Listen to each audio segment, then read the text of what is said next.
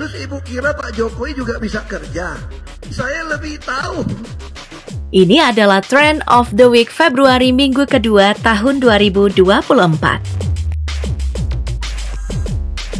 Beredar video seorang bocah laki-laki Palestina sedang minum air dari genangan di Gaza.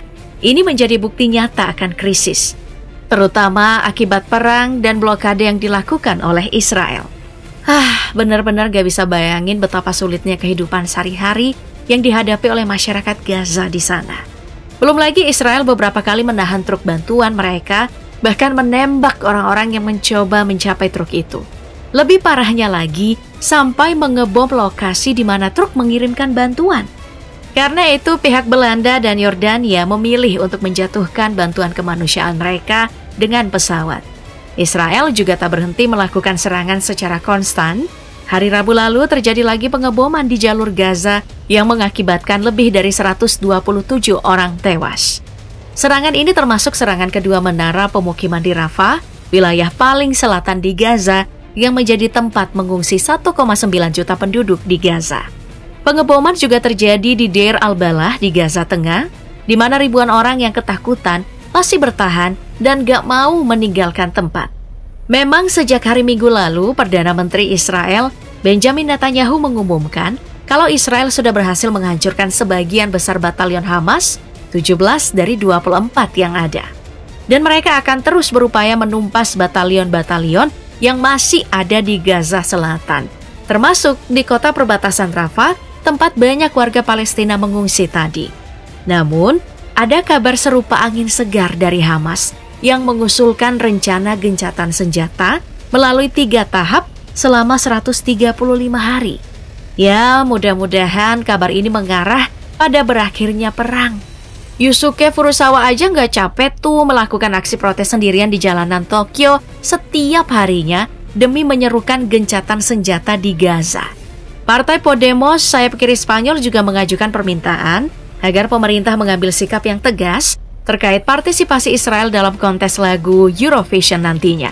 Walaupun Israel sudah ikut hingga 44 kali dan menang 4 kali. Pokoknya harus diboikot. Jepang aja berani tuh ngusir pabrikan militer terbesar Israel, Elbit. Masa iya negara-negara lain gak berani? Di sisi lain, Amerika Serikat pekan ini melancarkan serangan militer di Baghdad, Irak, yang mengakibatkan tewasnya seorang komandan kelompok milisi Kataib Hezbollah, Abu Bakir al-Sadi, dan 2 anggotanya. Sebab mereka dianggap sebagai kelompok militan yang disebut-sebut bertanggung jawab atas urusan militer di Suriah dan banyak berhubungan dengan Iran. Sekaligus sebagai bentuk balas dendam atas serangan kelompok itu yang menyebabkan tewasnya 3 tentara Amerika Serikat di kawasan itu. Secara mengejutkan, Ketua DPR dari Partai Republik mengeluarkan pernyataan menyatakan bahwa Joe Biden tidak pantas menjabat sebagai presiden karena kesalahan Biden dalam menangani dokumen rahasia, bahkan tidak bisa mengingat tanggal kematian putranya, Beau, pada tahun 2015, serta momen-momen penting lainnya dalam hidupnya. Hal ini dianggap sebagai gambaran meragukan tentang kapasitas mentalnya. Sialnya, saat berusaha melakukan pembelaan diri bahwa ingatannya baik-baik saja, Biden justru salah menyebut Presiden Mesir, El-Sisi, sebagai Presiden Meksiko. President of Mexico, Sisi, did not want to open up the gate to allow. Dukungan terhadap Biden dari komunitas Arab di Amerika Serikat dikabarkan juga semakin menipis. Apalagi sejak Arab Saudi menegaskan untuk ogah membuka hubungan Israel selama Palestina belum merdeka setelah berdiskusi dengan pihak Amerika Serikat. Lanjut ke serba-serbi pemilu tahun 2024 di Indonesia. Pekan ini diawali oleh debat Capres kelima sekaligus yang terakhir. Beberapa hal yang menjadi sorotan, mulai dari Anies Baswedan yang menggunakan bahasa isyarat dalam penyampaian visi misinya. Sementara Prabowo Subianto menyoroti kekurangan jumlah dokter di Indonesia. Bahwa kita kekurangan 140.000 dokter. Ganjar Pranowo menegaskan bahwa pemerintah tidak perlu takut terhadap kritik seniman, khususnya dalam konteks pementasan yang mengkritik pemerintah, seperti yang dilakukan oleh Butet Kartarejasa. Pemerintah nggak perlu takut. Masa takut sama pentasnya Butet? Dan menjelang pemilu, pemerintah melalui Badan Pangan Nasional memutuskan untuk menghentikan sementara penyaluran bantuan sosial berupa beras hingga hari pencoblosan nanti. Tapi menjelang pemilu emang ada aja kejadian. Ketua KPU Hasyim Asy'ari bersama dengan beberapa anggota KPU lainnya diberi sanksi oleh DKPP karena terbukti melanggar kode etik dan pedoman perilaku penyelenggara pemilu karena meloloskan Gibran sebagai calon wakil presiden. Tapi ya, katanya sih keputusan ini gak bakal mempengaruhi pencalonan Gibran. Lah, netizen jadi pusing. Kenapa baru sekarang sih pas pemilu udah deket? Ya, kita berharap sih mudah-mudahan semuanya berjalan lancar. Jangan sampai kayak pemilu di Pakistan sampai makan korban hingga 5 orang tewas akibat serangan militan ISIS. Astaga. Pekan ini netizen juga sempat dihebohkan tuh sama video Ahok yang beredar karena doi menyebutkan kalau Jokowi nggak bisa kerja sampai menimbulkan ketegangan. Terus ibu kira Pak Jokowi juga bisa kerja? Saya lebih tahu. Ahok pun mengklarifikasi kalau video itu adalah pernyataan yang sengaja dipotong-potong sehingga menimbulkan kesalahpahaman.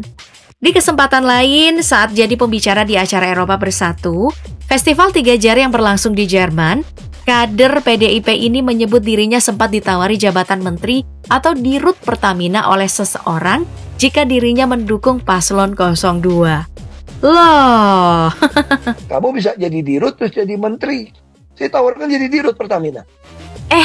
Masih ingat nggak minggu lalu aksi kades-kades yang sempat ricuh? Dan salah satu yang mencuri perhatian netizen adalah kacamata mewah Louis Vuitton dari ibu kades Wiwin Komalasari yang emang sering viral. Nah, hasil aksi itu sejak tanggal 5 kemarin, revisi Undang-Undang Desa pun disetujui. Yang artinya, masa jabatan para kepala desa kini menjadi 8 tahun dan maksimal 2 periode, alias totalnya itu 16 tahun.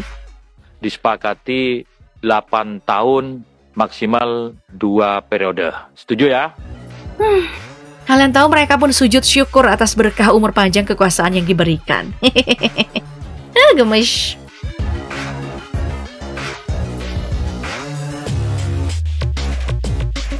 Lanjut ke dunia hiburan. Pekan ini netizen disibukkan menyimak kasus kematian Dante, anak dari artis FTV Tamara Tiasmara, yang masih terus berlanjut. Polisi telah menetapkan kekasih Tamara, sebagai tersangka dengan pasal pembunuhan berencana. Ancamannya 20 tahun penjara. Ini setelah polisi mengecek CCTV rekaman kejadian, di mana pelaku, dengan sengaja menenggelamkan Dante, anak usia 6 tahun itu. Sadis ya. Lalu ada Gideon Tanker yang melaporkan mantan istrinya Rita Amalia beserta 2 putrinya Nagita Slavina dan Caca Tanker atas dugaan pemalsuan dokumen terkait proses perceraian antara Gideon dan Rita. Pemalsuan surat itu ya, mengarah kepada pemalsuan surat. Next, dari dunia olahraga, minggu ini Indonesia berhasil mencetak sejarah dengan mengandaskan Jepang dalam 2 kali pertandingan final AFC Esport Asian Cup 2024. Selamat ya! Selain itu, Brimob Indonesia juga berhasil memenangkan kejuaraan UAE SWAT Challenge 2024 saat melawan tim COT Brasil. Ini adalah kompetisi yang mengadu kemampuan antara polisi dari berbagai negara. Dogs to the kill! Dan lagi-lagi prediksi The Simpsons terbukti akurat. 8 tahun lalu ada episode ketika Mr. Burns merekrut keluarga Simpson untuk menguji coba teknologi kacamata pinter yang mirip dengan Apple Vision Pro. Seminggu ini ya, toko-toko di New York emang lagi ramai dipadatin para penggemar produk Apple buat dapetin headset Vision Pro yang baru diluncurkan. Headset ini menawarkan pengalaman realitas campuran, memungkinkan pengguna untuk menikmati video imersif dan berinteraksi dengan lingkungan di sekitarnya. Harganya itu mencapai $3.499 atau setara dengan 55 juta dengan penyimpanan 245 GB. Gimana, berminat?